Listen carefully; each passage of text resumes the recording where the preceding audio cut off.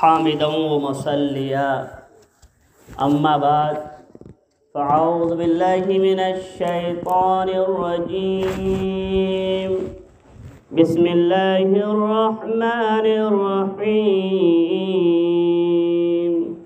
يا أيها الذين آمنوا قوا أنفسكم وأهليكم نارا صدق الله العظيم.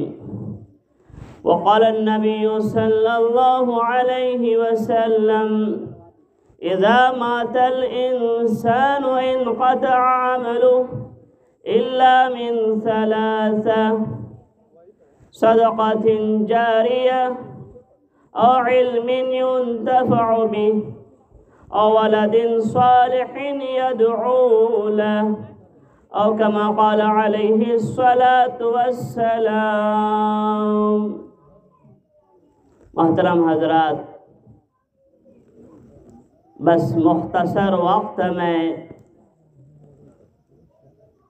کچھ گزارشیں پیش کرنی ہے قرآن و حدیث کی روشنی میں. انسان پیدا ہوا ہے، اللہ تعالی نے ہمیں پیدا کیا ہے. ہماری پیدائش، ہماری تخلیق کا مقصد کیا ہے؟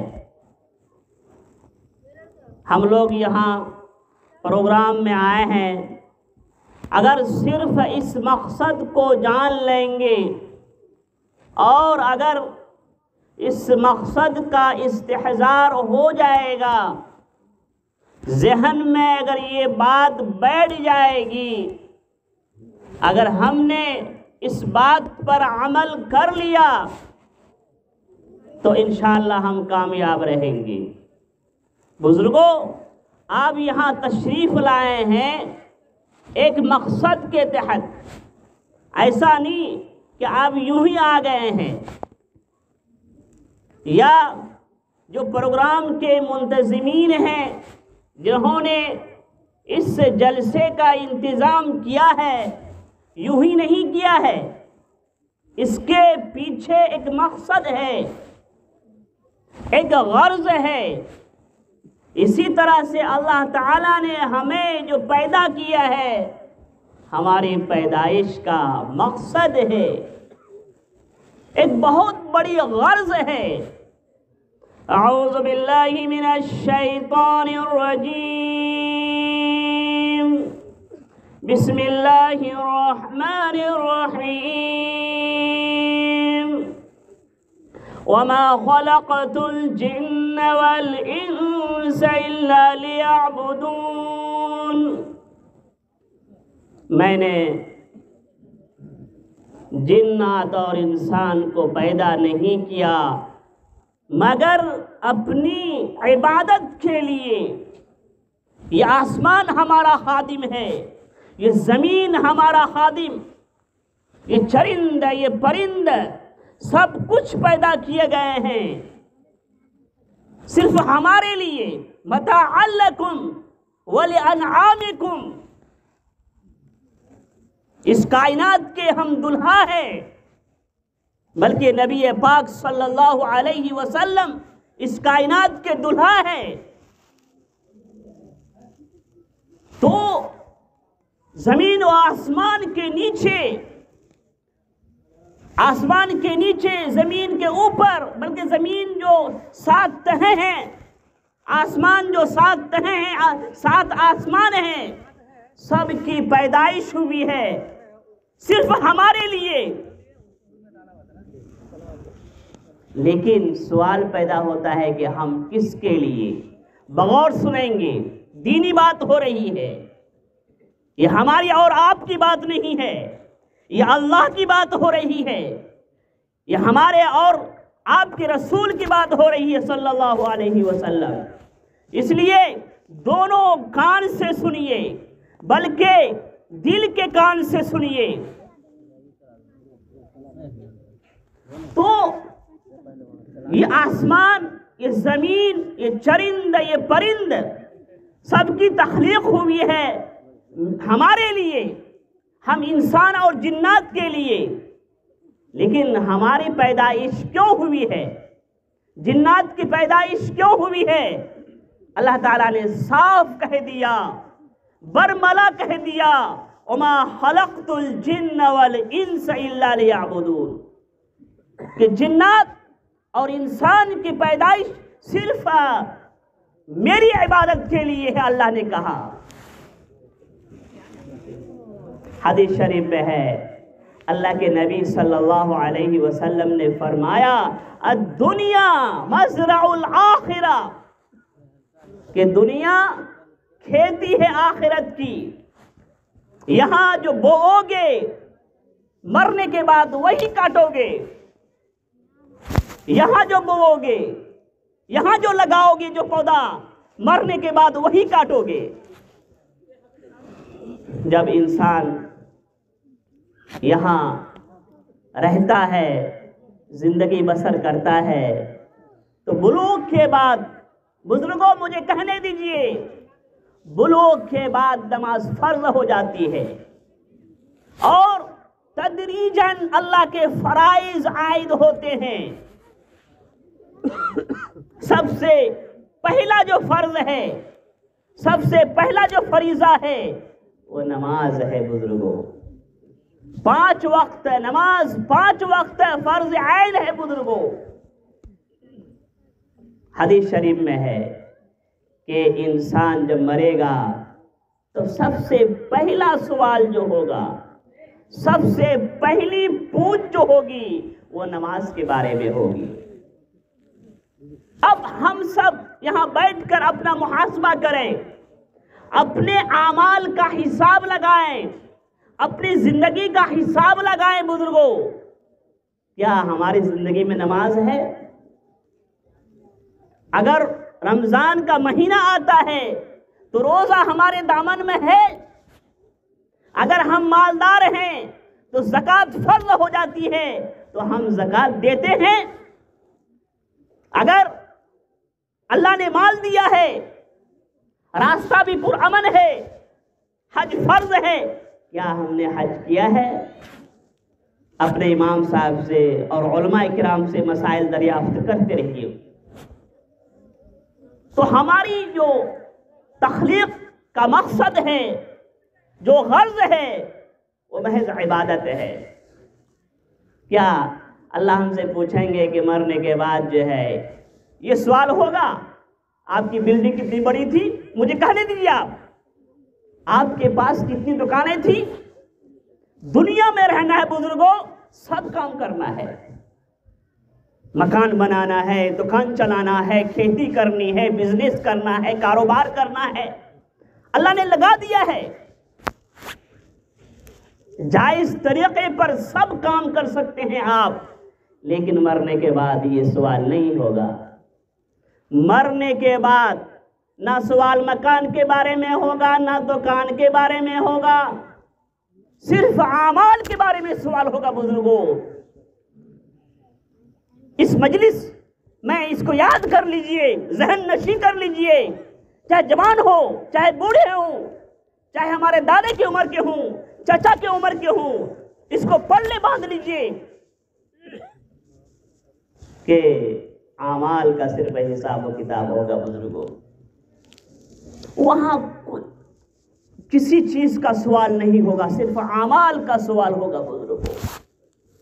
اچھا، اب یہ غور کیجئے، ابھی آپ محاسبہ کر لیجئے، آنکھ بند کر لیجئے، آپ یوں سمجھیے جیسا کہ یہاں جناب شرف الدین صاحب کا انتقال ہوا ہے اور لوگ ایصال ثواب کر رہے ہیں، ثواب بخش رہے ہیں مختلف طریقے سے، اور کرنا بھی چاہیے۔ یہ ذرا محاسبہ کیجیے سب بیٹھ کر، ابھی اگر آنکھ بند ہو جائے، ابھی واٹس ایپ میں آیا تھا، ایک مقرر صاحب بیان کر رہے تھے، بولتے بولتے ہارٹ اٹیک ہوا، وہی لسک گئے۔ آپ نے بھی دیکھا ہوگا واٹس ایپ میں بار بار آیا۔ تو ہم لوگ آنکھ بند کر کے محاسبہ کریں کہ ہم سب کا یہاں، اللہ نے کرے ایسا ہو، ہم سب کا یہاں ہم سب کی موت ہو جائے اور جنازے کی تیاری ہو، امام صاحب تو بیٹھے ہوئے آئیے، دونوں امام صاحب، اگر یہ سوچئے کیا وقت ملے گا ہمیں؟ حدیث شریف میں آتا ہے جب صبح ہو جائے تو شام کا انتظار نہ کرنا، اور جب شام ہو جائے تو صبح کا انتظار نہ کرنا، اپنے آپ کو مردار شمار کرو، اپنے آپ کو مردار شمار کرو کہ 80 سال جئیں گے، ہم 100 سال جئیں گے، اس کی امید مت رکھیے بزرگوں۔ تو خیر ایک بات مجھے یہ پیش کرنی ہے، جب زندہ رہنا ہے، زندگی گزارنی ہے بزرگوں، انما اعمالکم عمالکم، تو ہم نے نہیں کہا، ہم نے نہیں کہا، اوپر سے یہ سب باتیں ہیں۔ جیسے تمہارے اعمال رہیں گے ویسے تمہارے حکام رہیں گے، تو ہم حاکم کیسے لائیں گے؟ وزیر اعظم، وزیر اعلیٰ، M P, M L A, مکھیا، ممبر کیسے بنا رہے ہیں؟ وہ ہمارے اعمال پر دار و مدار ہے۔ انما اعمالکم عمالکم، جیسے ہمارے اعمال رہیں گے ویسے ہمارے حکام آئیں گے۔ حالات بگڑ رہے ہیں، اگر ہمارے اعمال صحیح ہوں گے، درست ہوں گے، تو ہمارے حالات بھی درست ہوں گے۔ حالات کے سدھرنے کا مدار اعمال کے سدھرنے پر ہے بزرگوں، اس کو لکھ لیجئے، کوئی عالم میری بات کو نہیں کاٹ سکتا ہے کہ حالات کے سدھرنے کا مدار اعمال کے سدھرنے کا ہے۔ ہمارے پاس کیا ہے بزرگوں؟ کیا ہمارے پاس تلاوت ہے؟ کتنا ذخیرہ ہے؟ ذرا غور تو کیجیے، کتنا قرآن شریف پڑھتے ہیں؟ کیا ہمارے پاس ذکر و اذکار کا ذخیرہ ہے بزرگوں؟ کیا ہمارے پاس نماز کا ذخیرہ ہے؟ کیا ہمارے پاس روزے کا ذخیرہ ہے؟ یہ تو اللہ ہمیں زندہ رکھ رہے ہیں، کھلا رہے ہیں، پلا رہے ہیں، اللہ کا بہت بڑا احسان ہے، ورنہ تو ہم اس لائق ہیں کہ ابھی زمین پھٹ جائے اور ہم اس میں گھس جائیں۔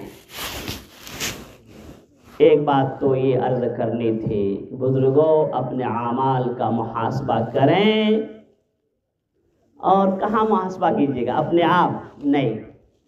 اگر کسی کو بیماری ہو جاتی ہے، کسی کو ٹی وی نہ ہو، یا بڑا یا چھوٹا مرض ہو جاتا تو کہاں چیک کراتے ہیں بھائی؟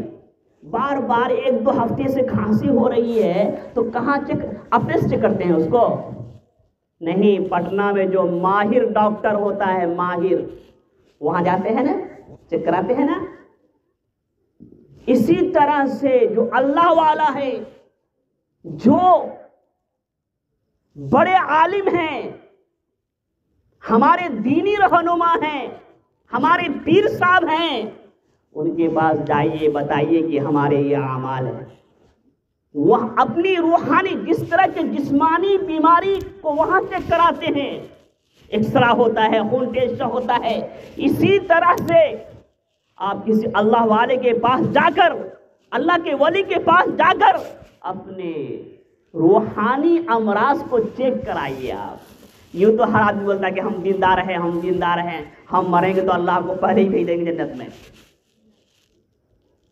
تو اپنے جس طرح کے جسمانی امراض میں، جسمانی بیماریوں میں جو ماہر ہوتا ہے بیماری کا، وہاں چیک کراتے ہیں تب بیماری پکڑتا ہے وہ۔ اسی طرح سے اپنے روحانی، ہمارا ایمان کمزور ہے، ہمارے اعمال کمزور ہیں، ہم تلاوت نہیں کرتے ہیں، ذکر و اذکار نہیں کرتے ہیں، گناہ کے عادی ہیں، ہماری آنکھیں گناہ کرتی ہیں، ہمارے کان گناہ کرتے ہیں، ہم حرام کھاتے ہیں، ہم جوا کھیلتے ہیں، کہاں چیک کرائیے گا؟ کسی اللہ والے کے پاس چیک کرائیے گا، تب انشاءاللہ ہماری اصلاح ہوگی۔ اپنے سے اصلاح نہیں ہوتی ہے، آپ کسی سے پوچھ سکتے ہیں۔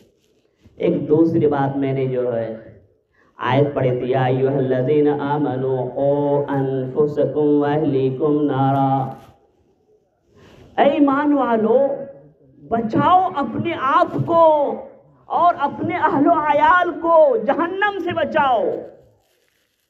جہنم کی آگ بڑی خطرناک ہوتی ہے۔ آپ بس مختصر بات میری انشاءاللہ ہوگی۔ یہ دوسری بات ہے، آپ نے سنا ہوگا جہنم کے بارے میں، سب سے ہلکا عذاب یہ ہوگا کہ جہنم میں آگ کے 2 جوتے پہنائے جائیں گے، سب سے ہلکا عذاب، اس کی وجہ سے انسان کی کھوپڑی کھولے گی، سب سے ہلکا عذاب بزرگوں۔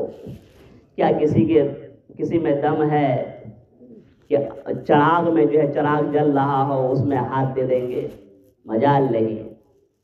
کیا کسی میں دم ہے، حوصلہ ہے کہ لائٹ آئی ہوئی ہے، کرنٹ آئی ہوئی ہے، آپ ہاتھ دے دیں گے؟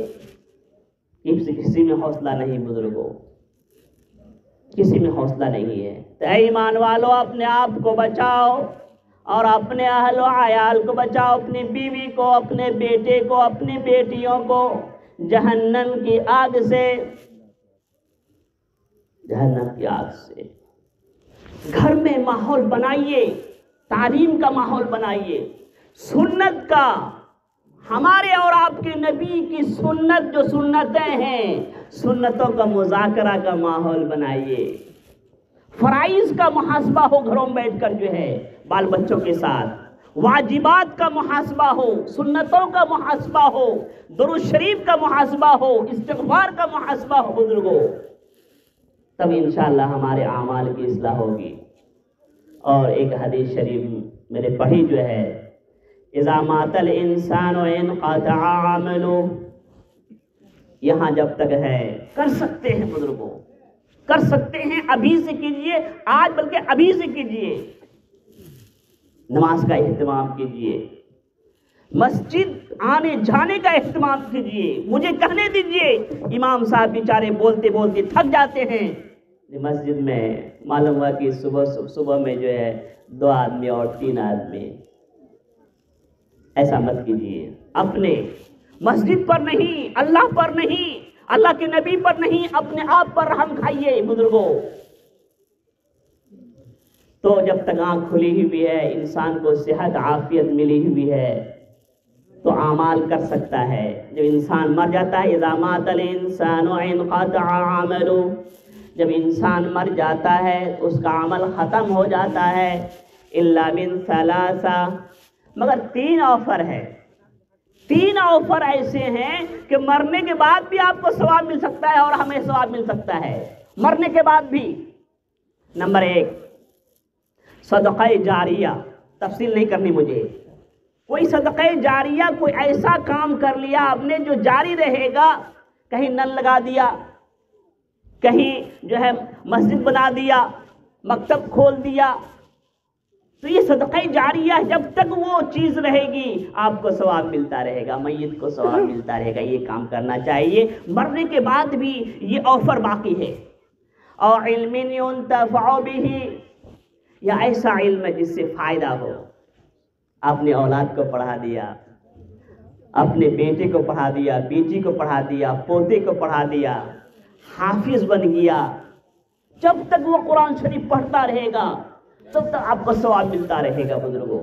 یا ہے کہ آپ قرآن شریف رکھ دیجیے، آپ مدرسے میں، مسجد میں رکھ دیجیے، آپ وہ کتاب پڑھی جائے گی تو آپ کو ثواب ملے گا۔ یا حافظ بنا دیجیے، کسی کو عالم بنا دیجیے، آپ اس کا ثواب ملے گا۔ اور ولد صالح یدعو له، بزرگوں آخری بات ہے، ہمارے اور مہمان بیٹھے ہوئے ہیں، اور ولد صالح یدعو له، یا ایسی اولاد جو نیک ہو، جو دعا کرے۔ علماء نے لکھا بزرگوں، یہ اولاد جو ہے نا، انما اموالکم و اولادکم فتنۃ، یہ اللہ کا فرمان ہے۔ اسی کی روشنی میں علماء نے لکھا، اگر اولاد سنبھل گئی، اولاد نیک ہو گئی، تو اولاد جب تک نیک کام کرتی رہے گی۔ آپ قبر میں سوئے ہوئے ہیں، آپ کی اولاد قرآن شریف پڑھ رہی ہے، نماز پڑھ رہی ہے، ذکر و اذکار کر رہی ہے، تلاوت کر رہی ہے، قبر میں سوئے ہوئے ہیں، آپ کو ثواب مل رہا ہے۔ اگر خدا نخواستہ اگر ہم نے تربیت نہیں کی اپنے اولاد کی، اور ہماری اولاد نیک نہیں بن سکی، بزرگوں سنیے، جس طرح سے اگر ہماری اولاد نیک ہوگی، اگر وہ نیک عمل کرے گی تو اس کا ثواب ہمیں ملے گا۔ اس کا الٹا اگر ہوا، اگر ہم نے تربیت نہیں کی، وہ گناہ کر رہی ہے، ہماری اولاد جوا کھیل رہی ہے، شراب پی رہی ہے، نماز چھوڑ رہی ہے، اس کا وبال والدین پر بھی آئے گا۔ کسی سے پوچھ سکتے ہیں آپ۔ اللہ تعالی ہمیں توفیق عطا فرمائے کہ جب تک آنکھیں کھلی ہوئی ہیں، صحت اور عافیت ملی ہوئی ہے، ہمیں قدر کرنے کی توفیق عطا فرمائے اللہ تعالی۔ اور مرنے کے بعد جو 3 آفر ہیں، ان سب کام کرنے کی توفیق عطا فرمائے۔ ربنا تقبل منا انك انت السميع العليم وتب علينا انك انت التواب الرحيم۔